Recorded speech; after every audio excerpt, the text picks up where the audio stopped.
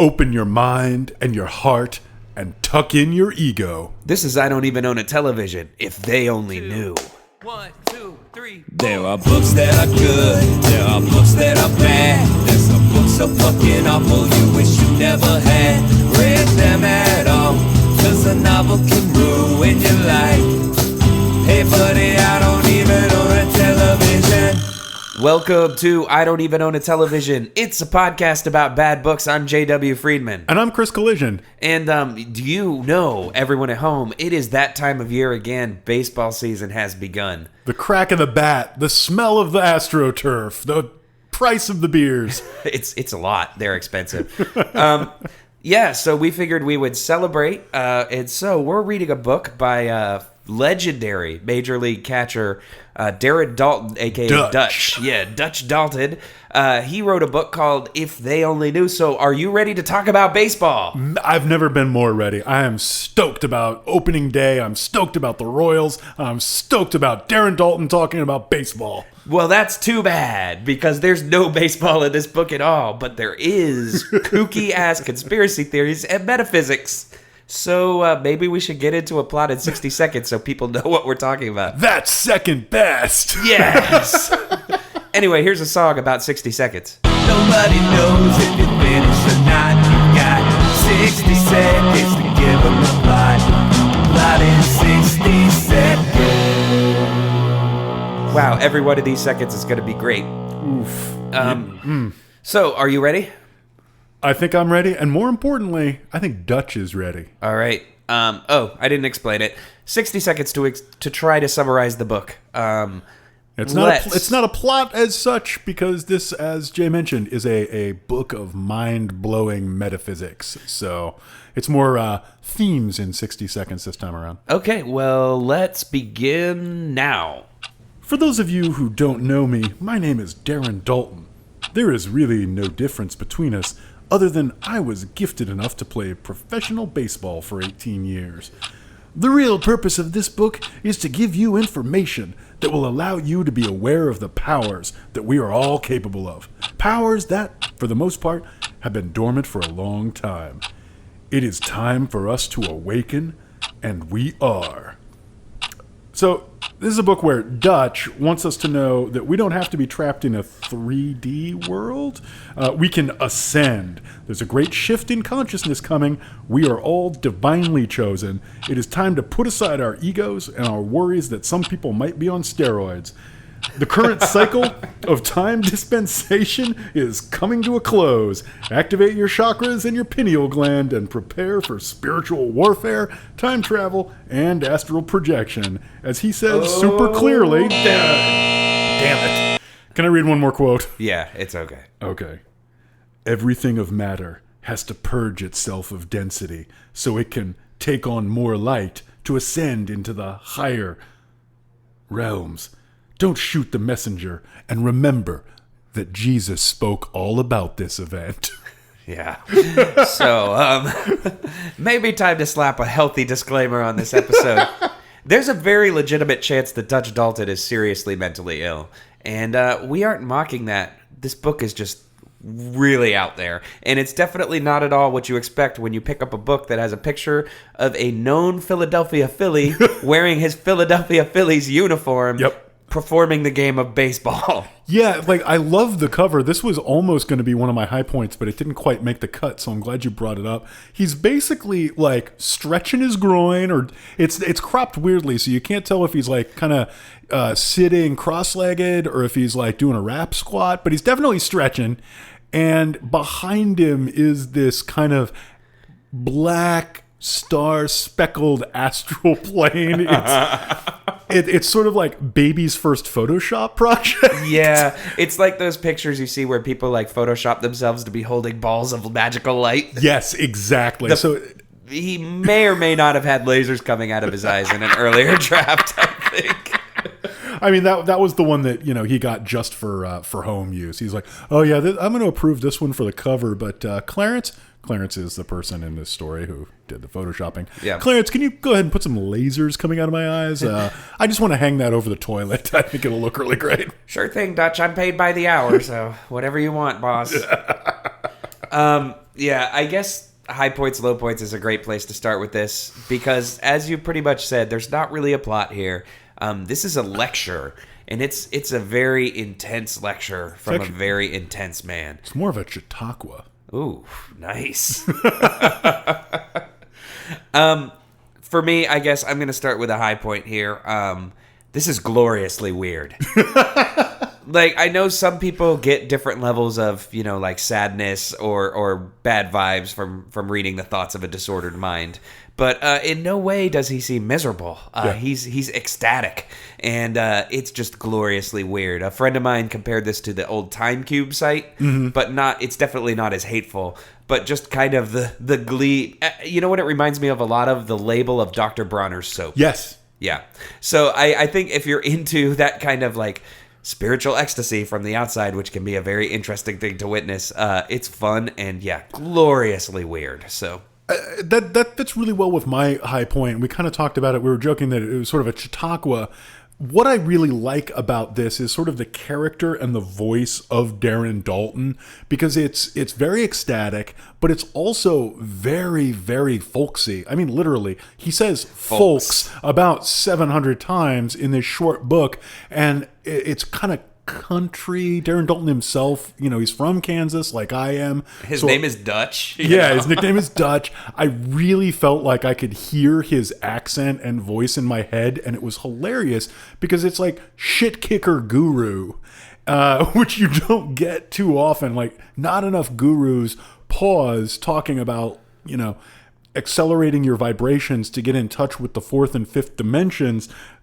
Pause that to tell you to stop talking trash about him behind his back because he hears you, and to stop worrying about steroids. The folks thing you mentioned is interesting because one of the first notes I took in this book, and this was after maybe about 20 pages, was like, if They Only Knew is not a good title for this book. It should have been called Trust Me, Folks. Yes. Because he says, trust me, folks, like hundreds of times throughout this book. Yeah. Which... Yeah. It also could have been called, have you ever seen the movie Blank? Oh, God. Because that comes up about 5 or 6 times. True. Yeah. And we'll get to that later. But the movies he thinks are true will not surprise you, but they may delight you. Yeah. Yeah. So low points. Okay. Low point, kind of alluded to earlier. Most of this is absolute bullshit. And there's no way around that. And very clearly the thoughts of a disordered mind, which... it sometimes can get a little depressing to read. And the thing I had to keep reminding myself is Darren Daulton is successful and happy, So, like, big ups to him. But, like, there are parts of this book where things get really dark. There's specifically a chapter where he's talking about, quote-unquote, the symptoms of ascension, which ascension is you transitioning from your 3-dimensional reality into your 5-dimensional reality, and your DNA evolves or something. I don't know. It has to do with magic numbers, which are all... 11. Most of which are 11. They're all 2-digit numbers. That's important for reasons.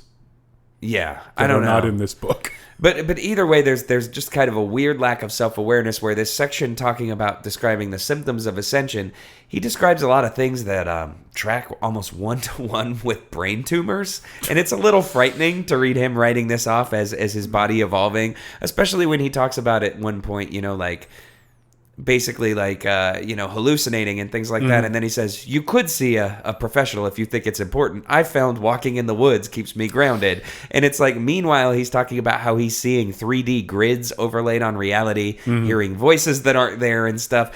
That's pretty bad advice. If those things are happening to you, go to a doctor. Don't spend time in the woods. Maybe do both. Go to a doctor. Yeah, go to a doctor first. So that was a low point for me, is anytime you get into someone kind of offering the advice of avoiding medical treatment for something that is obviously wrong, that's bad. Like, I'm not trying to extrapolate that he has a brain tumor or something like that, but like a lot of the things that he's describing could be symptoms of a serious illness, not just ascension. So don't do that. Don't follow that advice. But I mean, to be trivializing about it, while the specific symptoms he mentions may match one-to-one with having a brain tumor, the specific things he says match one-to-one with being high as fuck and spending way too much time on exactly the wrong websites. No, that's true.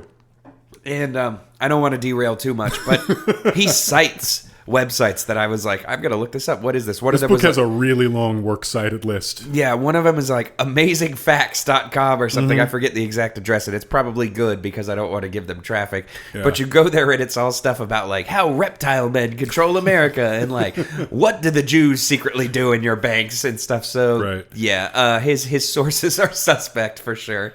It's a little charmingly old-fashioned, actually. It's kind of the early... It's like an artifact from the early days of the internet when the only people out there seemed to be legitimate weirdos. Yeah, like John Teeter level weirdos or Time Cube, as we mentioned before. Right. Like, yeah. Right. Or even just the people who are obsessed with, you need to know every design of the penny. Yeah. You know, I didn't, but I guess I'll wait 40 seconds for this JPEG to download. Senta has a friend who has a website that just catalogs different types of streetcars. And yeah, like I miss that sort of eccentric web, and this is definitely a throwback to that for sure. Yeah, and that kind of takes me to one of my high points, which is Darren Daulton with this book vaults right into my personal Hall of Fame of wingnuts. Yeah. Like, I really like wingnuts. I live in the East Bay. That's the wingnut capital of America. Yeah. And the best parts of this book are like sitting down on public transit next to somebody talking to themselves in a really weird but kind of interesting way. Yeah. You know, we've already talked about what the worst parts of it are like, where you're like, oh, I'm starting to worry this person might be a danger to, you know, himself or others. Yeah. But the best parts of it are, you know, the old weird internet, or this homeless guy that I used to talk to when I was hanging out at the library when I was a kid, you know, who was obsessed with like Spinoza and this movie Solar Babies, which I don't think anybody is obsessed with except this guy. Spinoza and Solar Babies. Yeah. So like that was just kind of an interesting experience for this book. And if you have any fondness for that, maybe the book is for you. I have another high point, and this one's kind of cheap, but it just made me excited because this book literally marks the third book in a row we've read that explicitly mentions Tom Cruise. And Holy shit, you're right. That made me really happy. It It's says, a streak. And just to give you an impression of where this book is coming from, I'm going to read this passage about Tom Cruise, because when I got to this, I'm like, oh. One thing I couldn't understand was when everyone was burying the actor Tom Cruise when he came out and said we have the ability to heal ourselves. Anyone who doesn't know this truth needs to join a book club. Don't blame your ignorance on a man who walks around every day with a smile on his face loving life. If you're pissed because he's aware of something that you're not, my suggestion would be to pick his brain instead of ridiculing him. Cool. So I'm going to get on the phone, call up Tom Cruise, and ask him to explain his theology to me in detail, because that is a thing that can happen when you're not Dutch Daulton. Yeah. Side note, anybody who blanks needs to join a book club is a surprisingly strong diss. Yeah. Like that's pretty good. How many book clubs do you think Darren Daulton is in? About 70? Yeah, probably. Like, I am going to stumble over to one of his listservs one of these days, and it's going to be great. Like, I don't know what his number was. Let's assume it was 69, you know, but he probably Nice. signs it Dutch69 at mindevolve.net. Yeah. Ooh, man. I want to talk about a low point of this no. book, which is, all this stuff aside, I found this book incredibly difficult to read. Yeah. There's no, you know, you called it bullshit. I would be even maybe a little stronger. It's nonsense. Yeah. Like, there's no there. It's incredibly repetitive. There's a lot of just exhortation. Like, I don't know what genre this book is, because it's not like you can unlock your chakras and I'll teach you how. It's just, you can unlock your chakras and you should, and it'll be awesome. Yeah. For a couple hundred pages. And there's a lot of very boring esoteric language that clearly means something very strong to him, doesn't mean anything to anybody else. And it was just a lot of work, and it was like pushing through a cornfield that's like way over your head. You just feel lost and like you're wasting time. I think this is really, like, in a lot of ways, it's an amateur attempt at something ecclesiastical, where I feel like, and man, I feel like I've been making this comparison way too frequently lately, but here it's very true. There's a real Dianetics vibe coming off of this book, very much so. Where it's like, you know, I'm going to explain things in a vague way, but it mostly exists as a puff piece to be like, listen, Whoa. Listen, people at large, I have solved the mystery, and you can join me, maybe, if you could, decipher what the hell I'm talking about. Yeah, yeah, and I'm not expecting this to be a self-help book, but there has to be more than I've told you about the pineal gland, therefore now you can awake. Yeah, and I mean, yeah, there's a lot of missing steps in this book, and I do feel like it mostly just exists to kind of exhort, like, look at how far I've come, ... There's a strong vibe to this book, and, like, it's hard to talk about this without getting dark, but, like, it feels like a lot of this book specifically exists, and I mean, he even almost says as much, to prove that he's not crazy. Oh, yeah. Because people have written articles about him, I guess, recently after he's done interviews that are like, whoa, Dutch Daulton has lost his mind, like, right. What's going on? And he says frequently, this book will prove to these people that what I say is the truth. And I'm trying to think of any time in history, I'm going to show that I'm not crazy has led to good results. Especially when your method of showing you're crazy has basically two parts. And one is over and over and over again to compare yourself to Jesus. Yeah. And two is to write sentences like the following. There is nothing new under the sun, only our expanding consciousness. Truth and reality far exceed the religious endeavors of man's spiritual conquest. Yeah. I don't understand what anything means there after exceed. So this is not something that your divorce attorney is going to want read into evidence exactly as you're fighting for custody, Dutch. There are Unabomber vibes here. There are manifesto vibes here for sure. But more than that, it's just a non sequitur party in your brain. Yeah. Everybody's fish. Yeah. Yeah, very difficult to read. Anyway. Well, let's go ahead and take a break. Let's take a break. And we're going to come back and talk about this some more in detail, so stick around.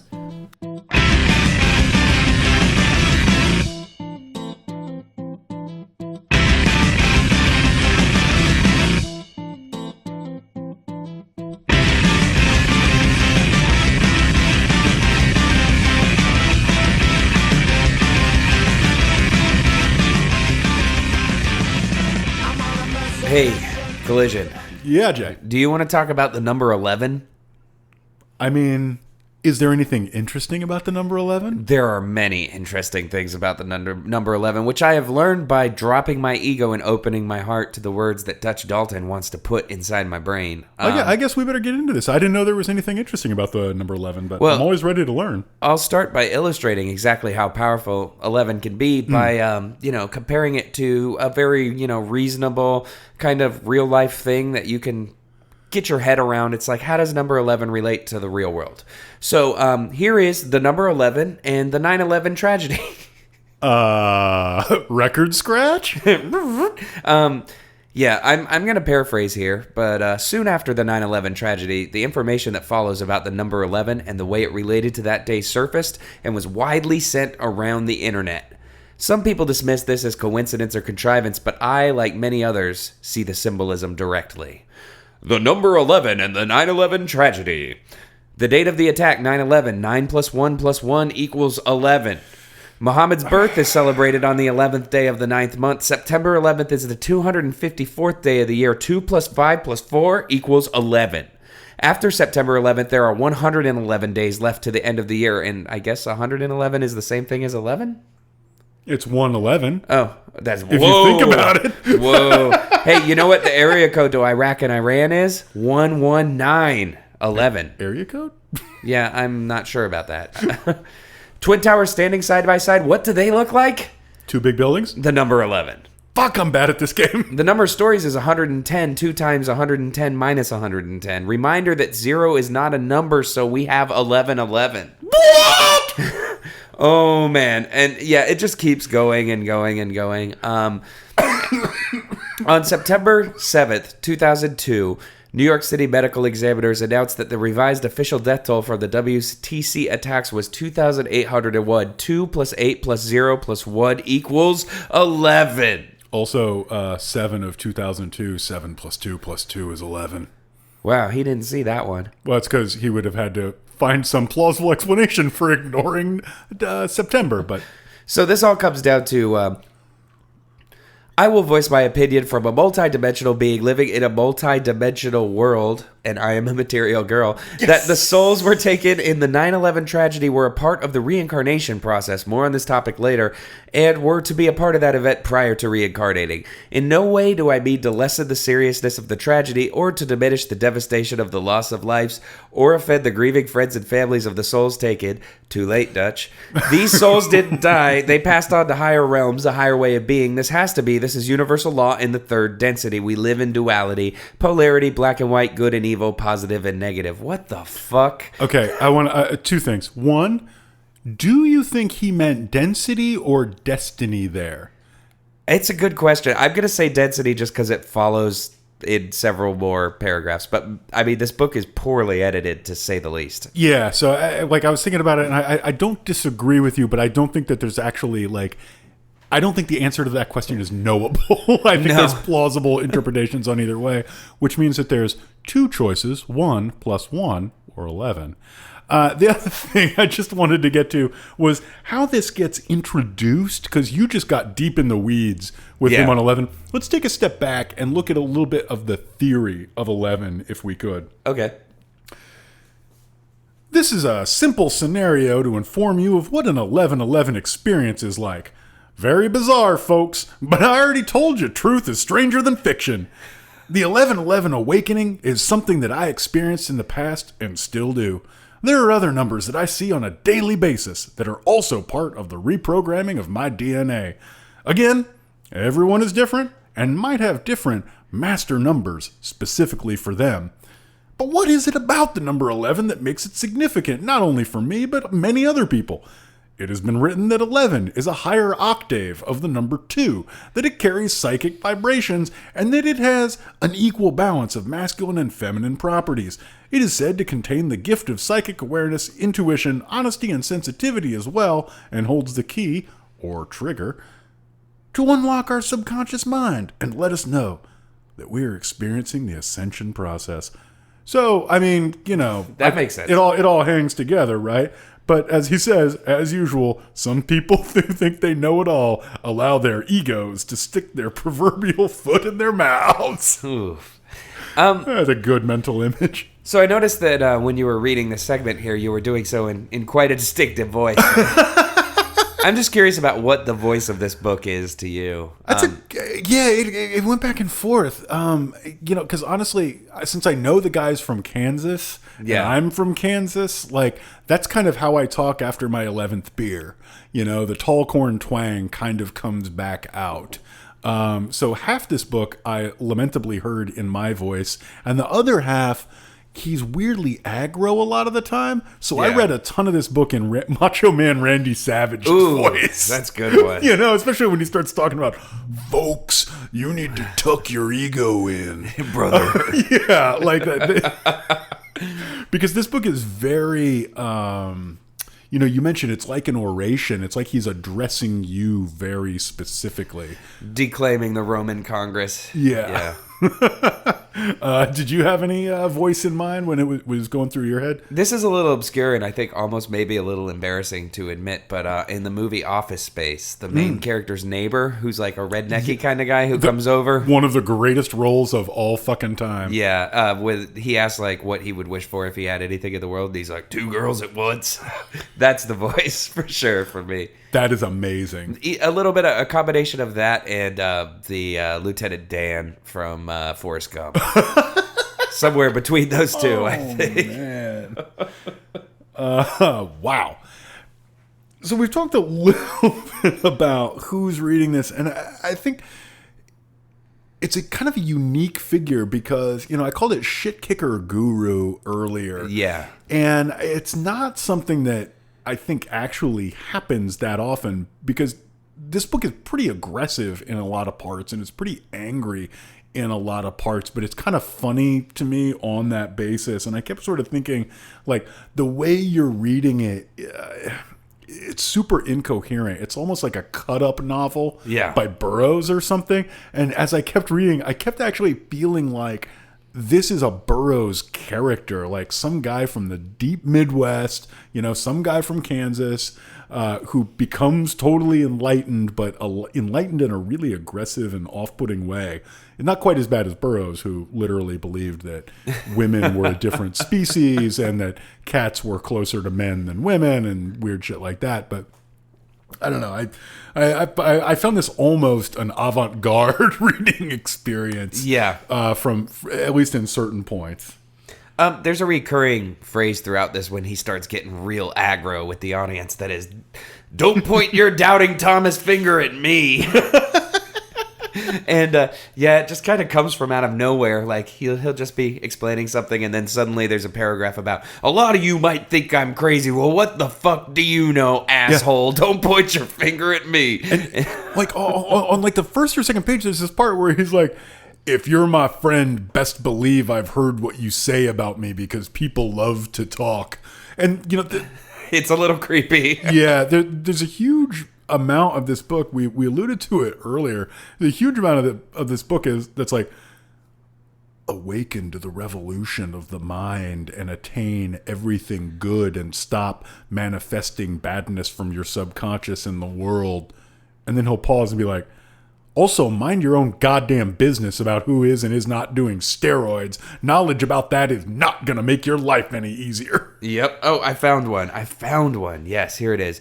"Don't get freaked out now, and don't point your doubting Thomas finger at me. I'm telling you the absolute truth, and it will change your life forever." The other really great one is, he says this a bunch of times too, is like, "Just listen to me, think about it before you respond, and you might save yourself the trouble of having to apologize to me later." Yeah, I wonder like how many people in their life are governed by the fact that they might have to apologize to Dutch Daulton for their actions. Yeah. Like, on a day-to-day basis, I think when I'm like making choices from now on, I'm like gonna think about things twice and be like, "Oh man, otherwise I might need to apologize to Darren." I gotta be honest, I feel like there's a lot of chain restaurant hostesses who have run afoul of this. That's true. He's the guy that does the subtractive tip. Yeah. Like, oh my God. "Here's 5 singles. Every time you fuck up, I'm taking one away."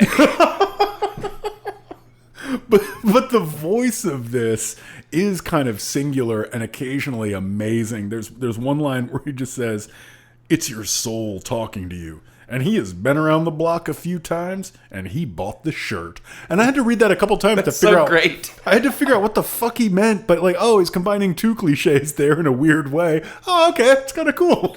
I mean, a lot of it does come across like baseball talk about metaphysics. Yep. He still has the tone of a guy who's like in the bullpen, like talking to the pitcher about like how to warm up and shit. But he's talking about how to save your soul by ascending to the 5th dimension. But it's still all like, "Now listen here, buddy. Yeah. What you got to do is just open up your mind chakra, get in touch with your pineal gland, and then, game over. Then we go slam down them old Budweisers." And he literally says at one point, one of the tricks to ascension is to find out what's chapping your rear end. Yeah. Like, not enough gurus talk like this, man.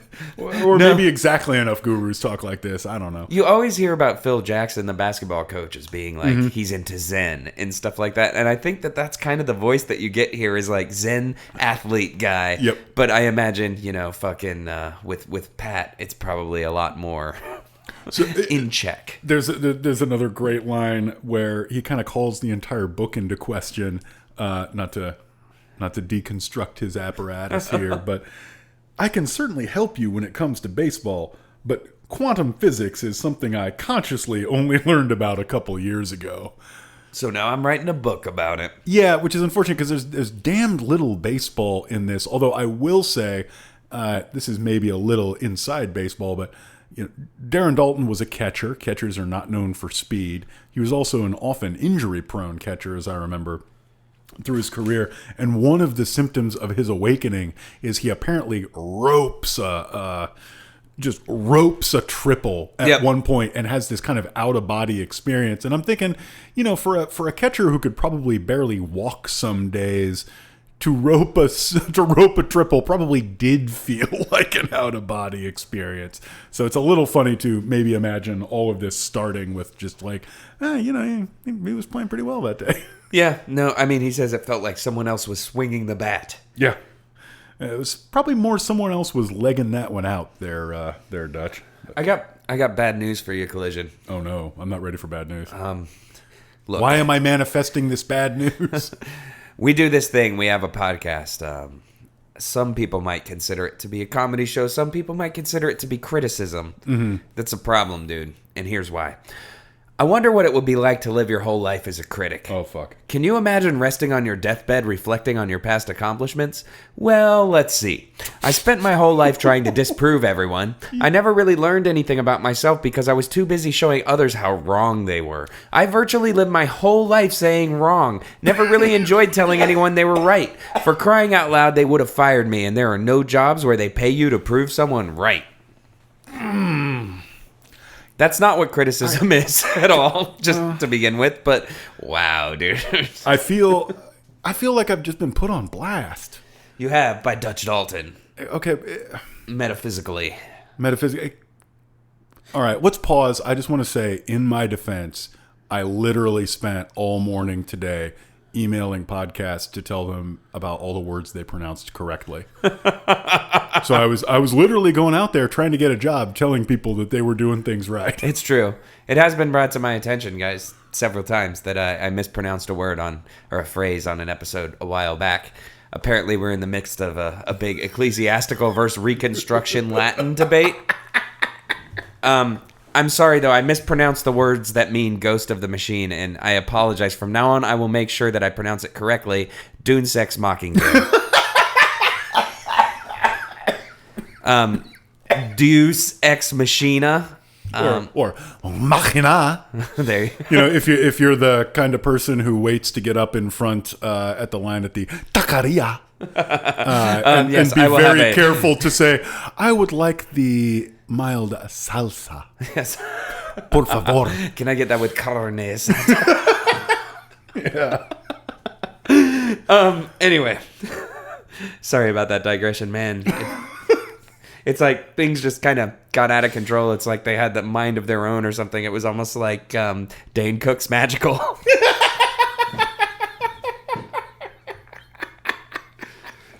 I mean, the thing is, everything is in our control, and we are becoming light beings. It's true. We are either purging our densities or our destinies. I think of it both ways sometimes.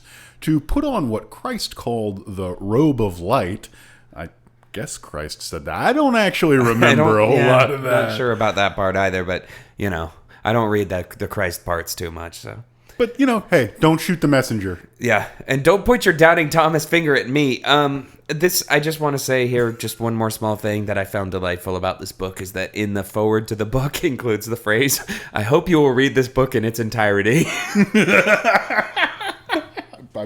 I bet you do, Dutch. Like, you sure wrote it in its entirety. One of the best things about that foreword, if you read nothing else, and I strongly urge you to read nothing else, it is kind of worth reading that foreword, because at one point he mentions that the original draft of this book was, quote, 500 pages long, and contained a bunch of dirty laundry, and he didn't think that was quite where he wanted to go. So he, quote, got out the crayons and wrote the shorter version. Yeah, and as soon as I love it. He got out the crayons. Yeah. As soon as I read that, though, I in know my it's mind, a joke, but it's a good joke.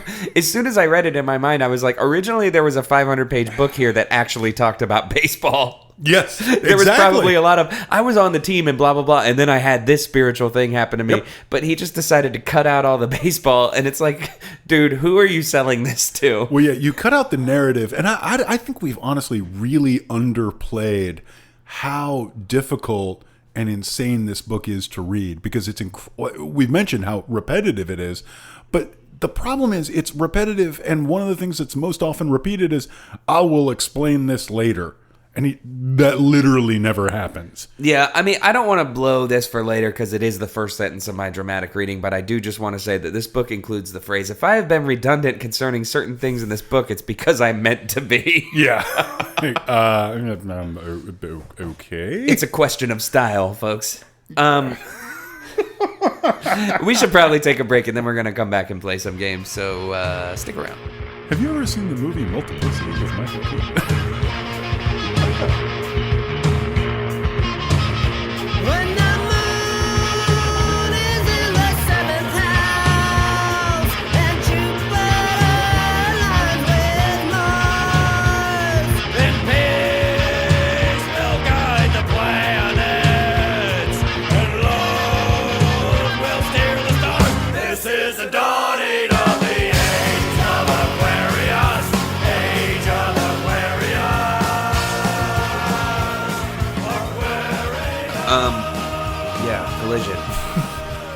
Yeah, Jay. Sorry, Hey. you caught me sipping a beer. Sorry about that. In baseball, what is the way that a swinging strike is notated? I have no fucking idea. It's the letter K, right? You're correct. Sorry. Yeah. And a backwards K is what? Just a looking strike. That's a looking strike, yeah, right? got it. Sorry. So what number of the alphabet is the letter K? 11? It is 11. Whoa. So have you stopped to think that maybe the backwards K, the looking strike, Yeah. because it's negative 11, it's because of your inability to manifest reality as it should be. I mean, The batter's taking that ball because he thinks it should be out of the strike zone, right. but it's actually because he's in conflict with 11. The bat and the ball.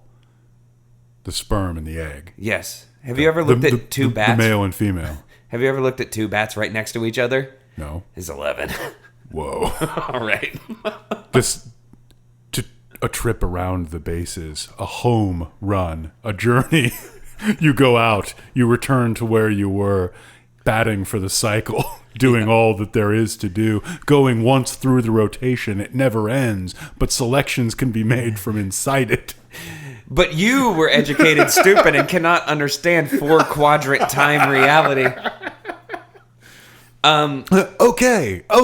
Enjoy only 2 cosmetics. Yes. Watching baseball and Dr. Bronner's soap. And enough rest. Yeah. That always comes up a lot in Dr. Bronner's is make sure to get enough rest, that's good advice. It's great advice. I use only Dr. Bronner soap around the house. I love the bottle. I've seen you using 3 cosmetics, don't lie. I don't think our audience is ascended enough to be dealing with that reality and that truth, Jay. That's true, but I think what they are ready for is some dramatic readings. Here's a song. Dramatic readings. We're gonna make it sound recorded. Dramatic readings. Yeah, I got some words for you. Okay, dramatic readings, we're going to take pieces from the most trivial of literature and make them sound as important as you could believe. Why don't you go first, Collision? Get ready to have your life changed. I'm ready. What are the dimensions I refer to?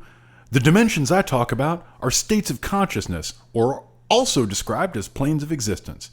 We have, as for as long as can be remembered, lived in the 3rd dimension, or 3D, where we can see, feel, touch, taste, and hear what exists. This 3rd dimension we live in is a physical dimension of matter that has recognized us through our 5 senses. Everything you experience with your 5 senses is experienced as consciousness in the 3rd dimension. Every dimension, also referred to as mansion or destiny, vibrates on a different frequency, just like different radio stations vibrate on different frequencies. In fact, all physical matter vibrates at a distinguishing frequency. In a nutshell, everything is a certain level of light. Everything made of matter is a level of light vibrating at a certain density. Bear with me, most of us are unaware of this because they're not exactly teaching it in our schools. It's not rocket science, folks. It's just the majority of us have never been taught anything about any dimension for that matter. Why haven't you heard it? I don't know, other than your Bible says, and you will know the truth, and the truth will make you free. John 8:32, Revised Standard Edition. Ascension is moving higher in consciousness to the 4th dimension, or the 5th dimension, and even possibly beyond. Physical scientists have theorized that there could be 10 or 11 dimensions. Metaphysics theory speaks of more. I'm not actually sure how many there are, but I bet dollars to donuts there are 11 or 12. Dollars to donuts is the best phrase to come up in a metaphysical discussion. There are lower subplanes as well as higher subplanes in each of these different dimensions. The 4th dimension, also referred to as the astral plane, is associated with time. It is described as housing both the forces of light and darkness, and in it are sourced magic, time travel and astral travel, karmic energy, and reincarnation. The 5th dimension is sometimes called the plane of light. For a dude who's so quick to acknowledge that the 4th dimension is time, you think he'd be a little more open with the fact that the 3rd dimension is depth. I just don't know if you're ready for the depth of this book, man. Whoa. All right, so for my dramatic reading, I'm going to read the summation of the book because I think this kind of really sums it all up. The closing argument, if you will. If I have been redundant concerning certain things in this book, it's because I meant to be. We, for whatever reason, are a species that requires repetition and redundancy to learn things correctly. I'm just trying to inform you of the magic that awaits you. All of you doubting Thomases, keep your derogatory comments to yourselves. I already know your weaknesses. Show me your strengths. Whoa. This is an opportunity to expand your mind and to start using your divinity to experience all of it. Let's get you acclimated to what is happening first and then gradually start feeding you the meat. Start with taking some time and figure out who you are, who you really are. Once you do, I guarantee you will stop judging others. That change in and of itself will change the world we collectively live in. Think about it. Out of all the bizarre stories in this book, our living in a world where no one judges anyone else seems the most bizarre. When Noah was building his boat, do you think people walked by and said, I wonder where in the hell this guy's getting his information? Do you ever think it crossed his mind that what he was doing probably looked silly to almost everyone else? I've done what I have been asked to do.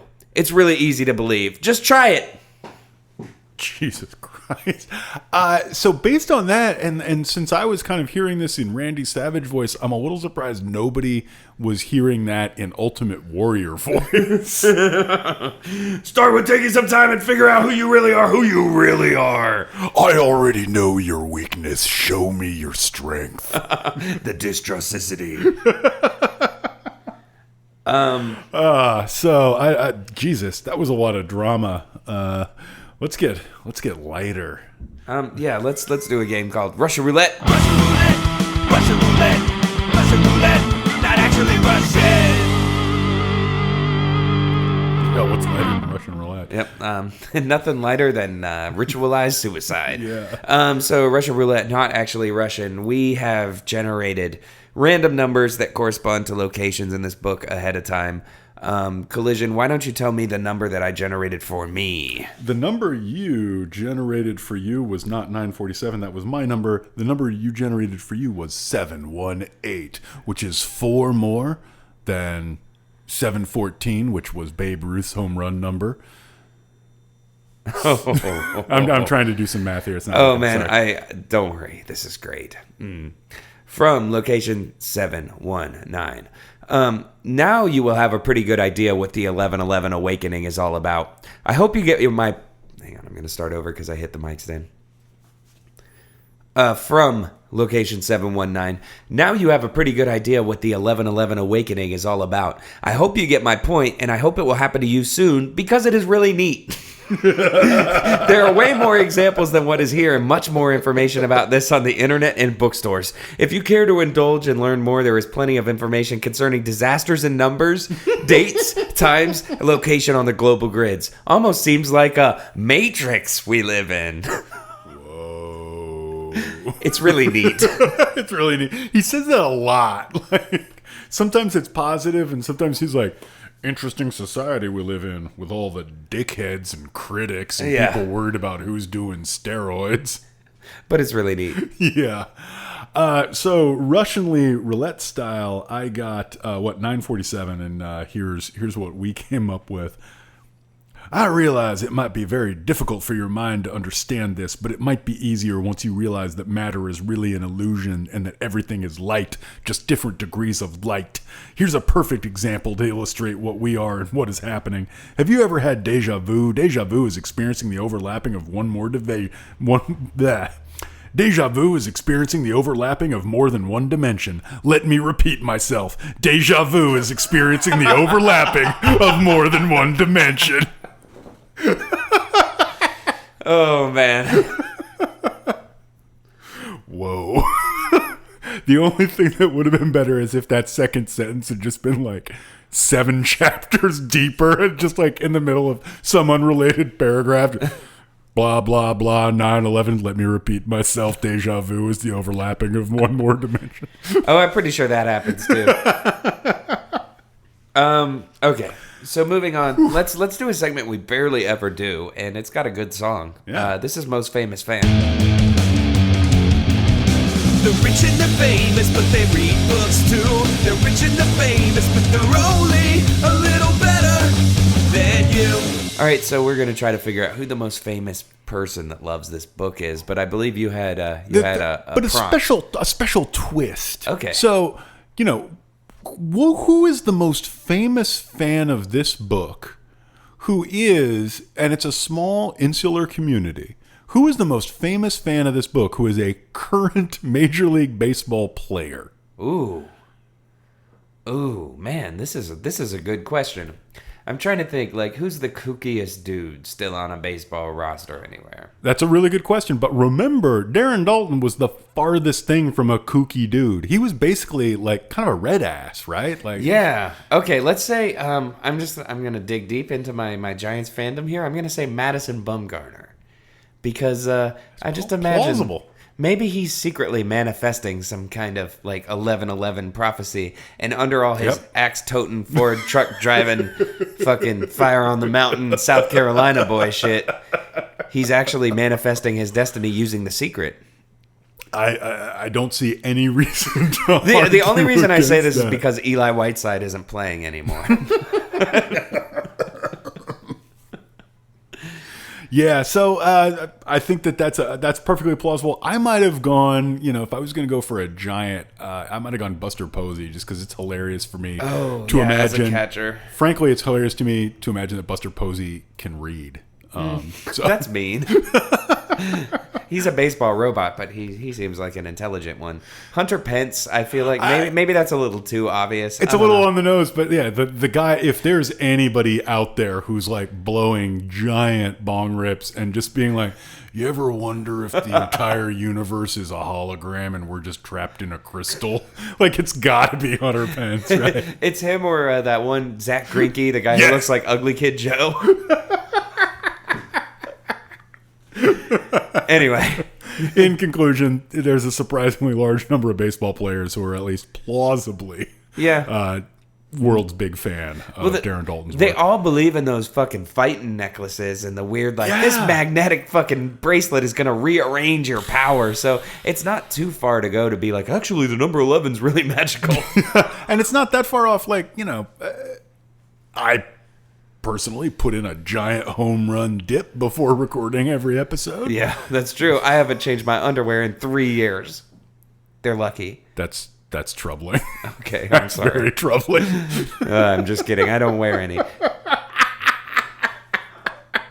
Oh, now we're going to get letters. All right, let's roll on here to another segment. What is your fave? What is your fave?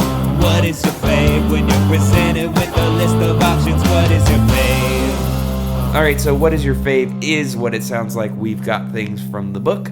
We're going to tell you what our favorite ones are.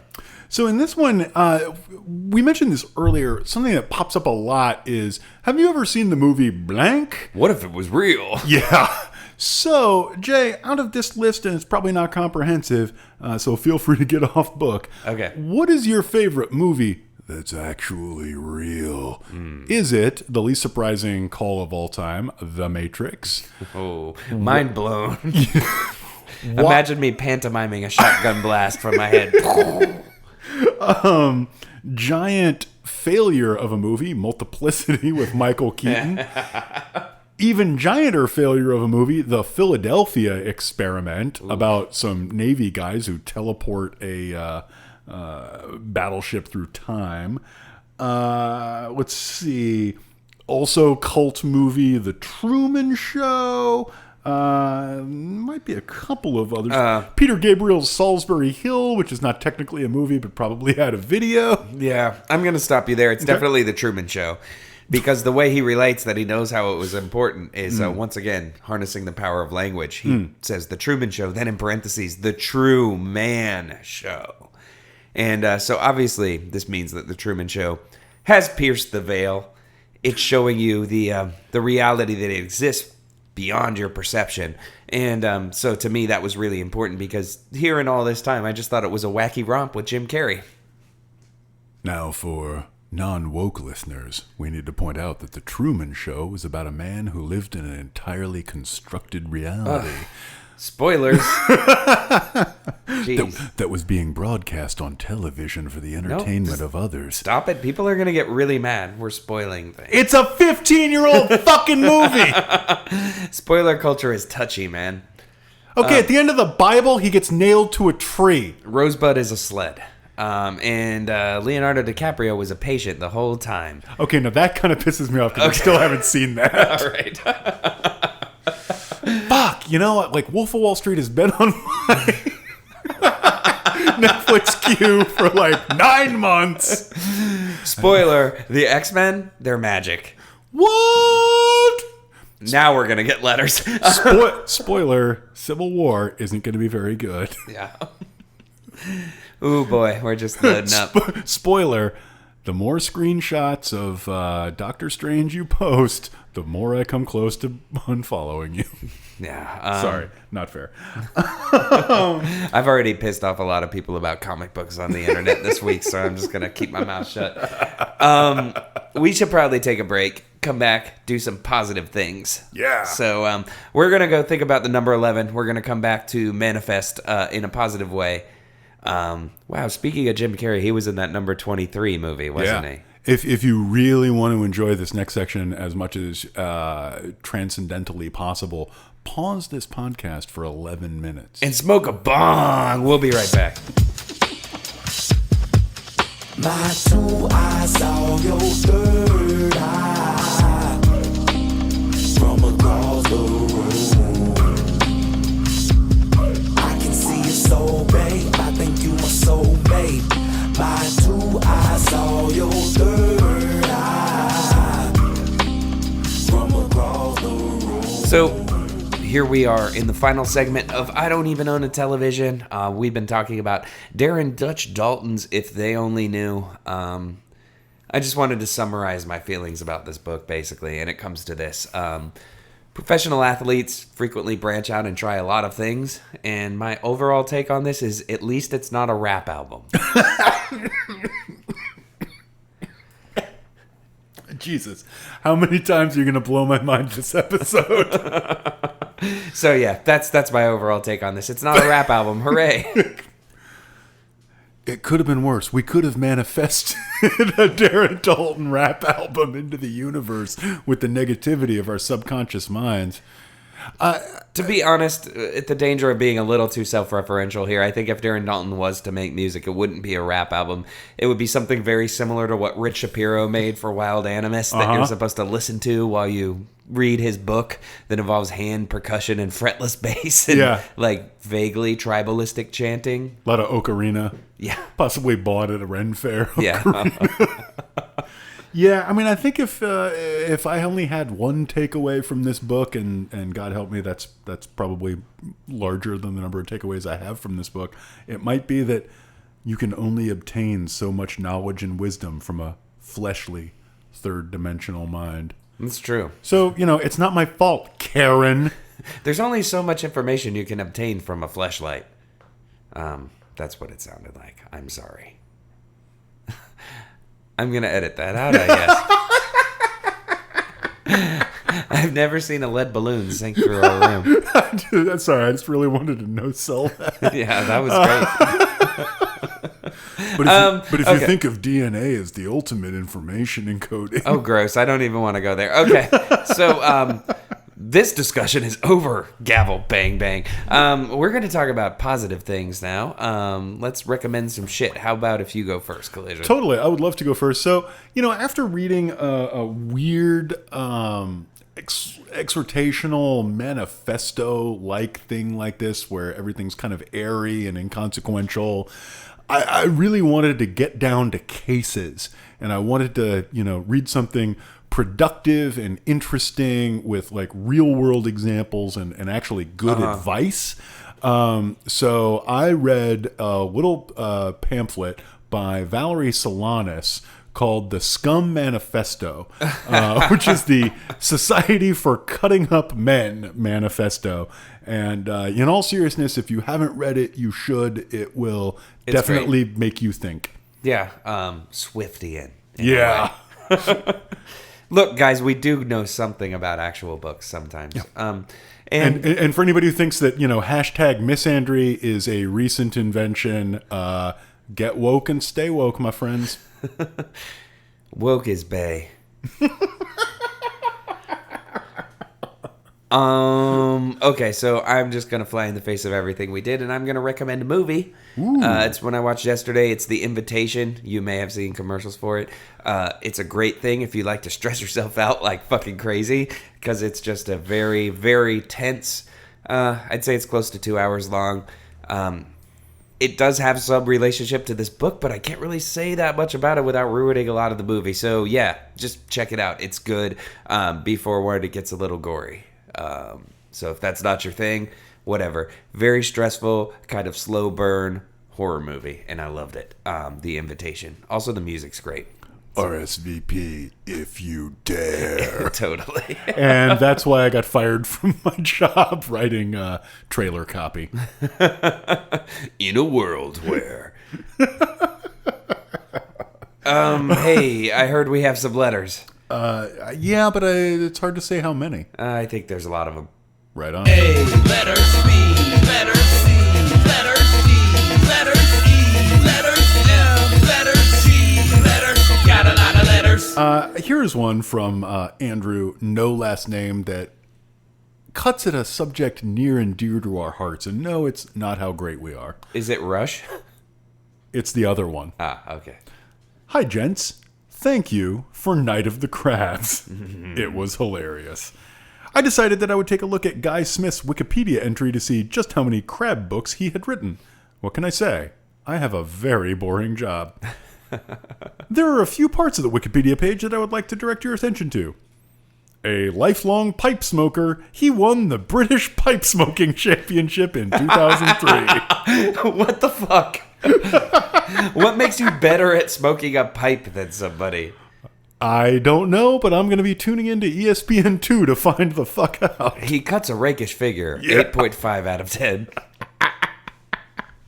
He collects pipes and smoking ephemera and has also written a book on tobacco, Tobacco Culture, a DIY guide. He is also an active pro-smoking campaigner. This guy is like, he's 20 years too old, but if he was like 20 years younger, he'd be a dude like on Reddit, like posting his vape rig. Yep.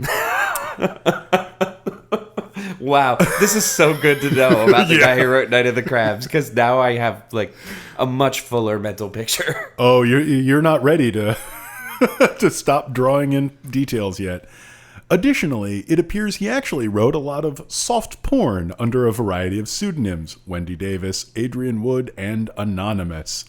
This should be of particular interest to Mr. Collision. Okay, hold on. Excuse me? Is this of particular interest to you? No! What, Guy Smith porn isn't your thing? I don't know where you get off Andrew fake last name. That's fucked up. Finally, there appears to be a movie, Island Claws, that retrofits Night of the Crabs into the B-movie it deserves to be. Island Claws. So let's all rent it and group watch it on the Facebook page. Yeah, it surprisingly has nothing to do with a calypso band at Christmas time. God damn it! Or does it? Double Claws. Love the show and the botch references. Fucking botch, man. Andrew, fake last name.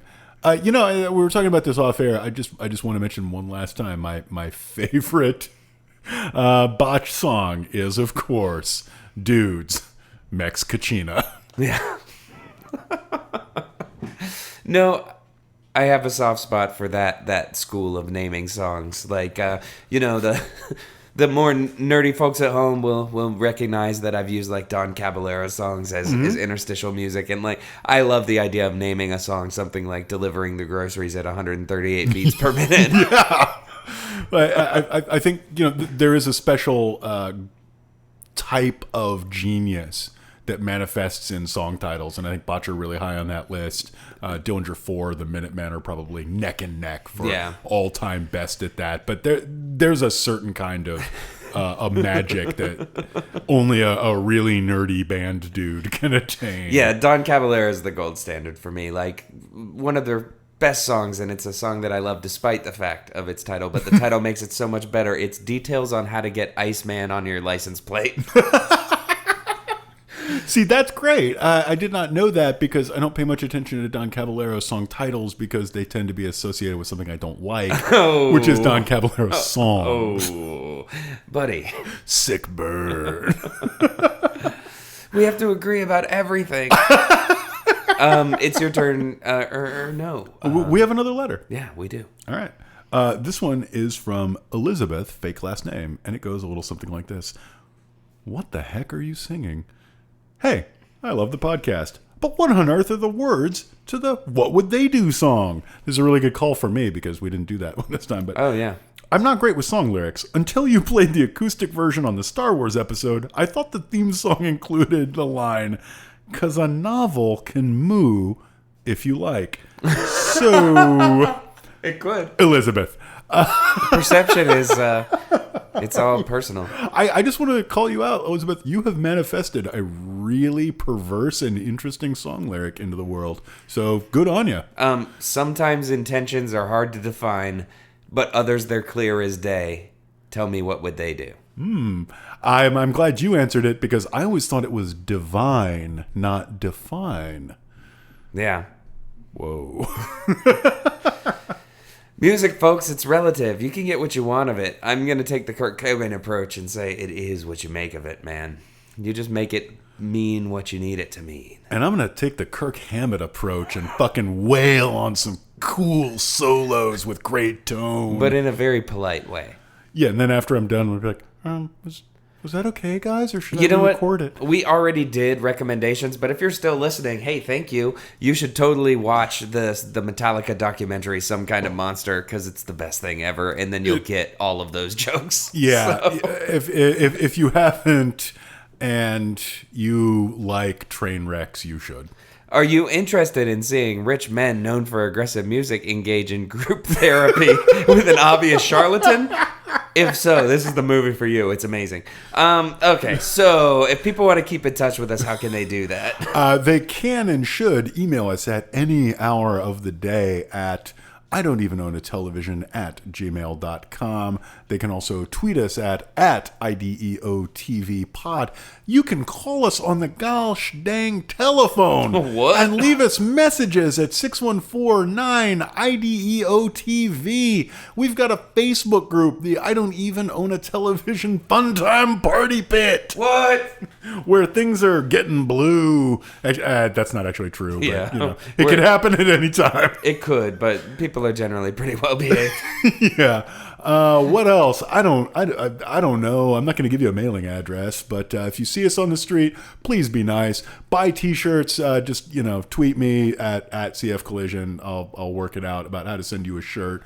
Exciting and devious new merch coming soon. Yes. I'm Satellite High on Twitter. If you see me on the street, give me a 2 sweet. And guys, seriously, no matter how woke you are after this episode, we are not the Buddha. If you see us on the road, don't not kill us. Yeah, please. Also, keep reading crap. Boom. But I'ma be ready with a wild pitch. My finger got a bad twitch. Plus I wanna switch sides and step up to the baddest box. Fuck red and white, I got on black socks. But let him shoot a person from the White Sox. What's the call? Foul ball. Babe Ruth would've made a good cop, but he didn't. Instead, he was a bigot. Dig it. My life is valuable and I protect it like a gem. Instead of cops shooting me, I'm going out shooting them.